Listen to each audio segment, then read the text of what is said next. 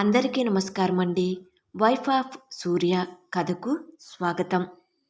ఇప్పటి వరకు మన ఛానల్ని సబ్స్క్రైబ్ చేసుకుని అదేవిధంగా కథను వినిన తర్వాత కథ నచ్చినట్లయితే లైక్స్ ద్వారా మీ యొక్క అభిమానాన్ని తెలియచేస్తున్నందుకు చాలా థ్యాంక్స్ అండి. మీ అభిమానం ఎప్పుడు ఇలాగే ఉండాలని మనస్ఫూర్తిగా కోరుకుంటూ మరొక కథలోకి వెళ్దాం. నన్ను సూర్య అని పిలవమని మీరు నన్ను అండి అంటున్నారు అంటుంది చందు. అవును కదా అనుకుంటూ నవీన్, కృష్ణ, సూర్య, చందు, గాయత్రి, మధులు నవ్వుకుంటారు.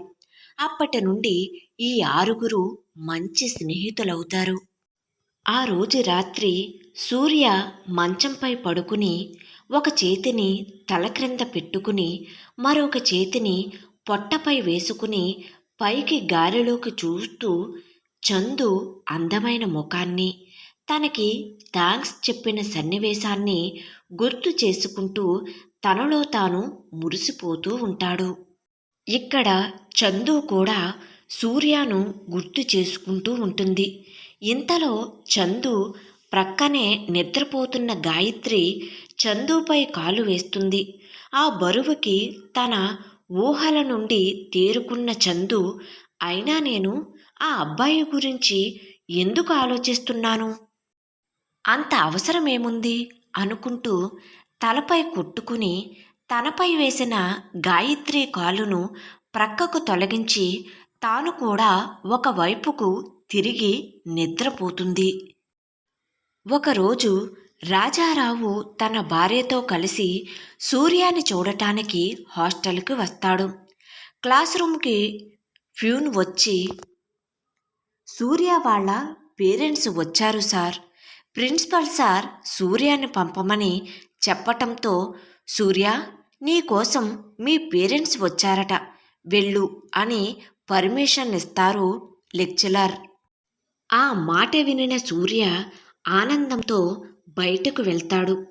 చాలా రోజుల తరువాత కొడుకును చూసిన ఆనందంతో సూర్య తల్లి కన్నీటి పర్యాంతమవుతుంది. రాజారావు కూడా సూర్యను కౌగిలించుకుని, ఏమ్రా సూర్య, ఎలా చదువుతున్నావు అని అడుగుతాడు. ఆ బాగా చదువుకుంటున్నాను నాన్న అని చెబుతాడు. ఇంతలో క్లాస్ పూర్తి కావటంతో అందరూ బయటకు వస్తారు. అది గమనించిన సూర్య దూరంగా ఉన్న నవీన్, కృష్ణలను చూసి, అరే నవీన్, కృష్ణ ఇటు రండి అని పిలుస్తాడు. వాళ్ళు ఇద్దరూ సూర్య దగ్గరకు వస్తూ ఉండగా గాయత్రి, చందు, మధులను కూడా సూర్య పిలుస్తాడు. నలుగురు సూర్య దగ్గరకు వెళ్తారు. అమ్మా, నాన్న, వీళ్ళు నా ఫ్రెండ్స్ అని చెప్పి పరిచయం చేస్తాడు. అవునా, సంతోషం.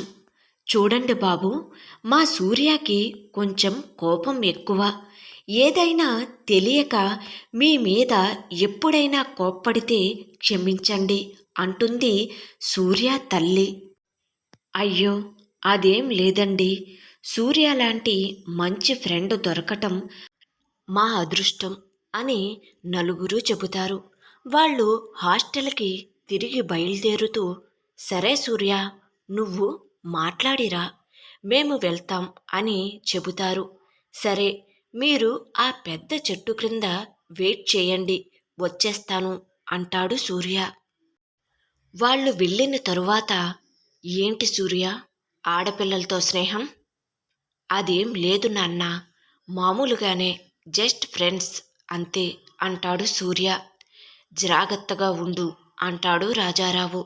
ఇంతలో సూర్య తల్లి భర్త ఇంకా ఎక్కువ మాట్లాడి కొడుకు మనసును బాధ పెడతాడు అనే ఉద్దేశంతో, బాబు సూర్య, నువ్వు ఇక్కడ భోజనం చెయ్యలేకపోతున్నాను అమ్మా అని చెప్పినా నేను నీకు రోజు పంపించలేకపోతున్నాను నాన్న. ఈ ఒక్కరోజు అయినా ఈ అమ్మ చేతి వంట నీకు పెడదామని తీసుకువచ్చాను నాన్న అని చెప్పి ఆమె తీసుకువచ్చిన పాయసం, పరమన్నం, gulab jamun, chicken biryani, fish fry అన్నీ పెద్ద క్యారేజ్లో ఉంచిన సంచిని కొడుకుకు అందిస్తూ, నువ్వు నీ స్నేహితులు కలిసి తినండి సూర్య అని చెబుతుంది. సూర్య తల్లిని కౌగిలించుకుని థ్యాంక్ యూ అమ్మా అంటాడు. ఆమె కూడా సూర్య గడ్డంను చేతితో ముద్దు ఆడుతుంది. మీ నాన్న ఎక్కడా అని అడుగుతుంది. అదుగో అమ్మా అని దూరంగా నిలుచుని ఫోన్ మాట్లాడుతున్న తండ్రిని చూపిస్తాడు సూర్య. హా సరే, నీకు ఒకటి ఇస్తాను అని చెప్పి తన బ్యాగ్లో ఉన్న నోకియా కీప్యాడ్ మొబైల్ను తీసి సూర్యకి అందిస్తూ, చూడు సూర్య, నీ ఫోన్ సరిగా పనిచేయటం లేదని నీ కోసం ఈ కొత్త మొబైల్ను తీసుకువచ్చాను అంటుంది ఆమె.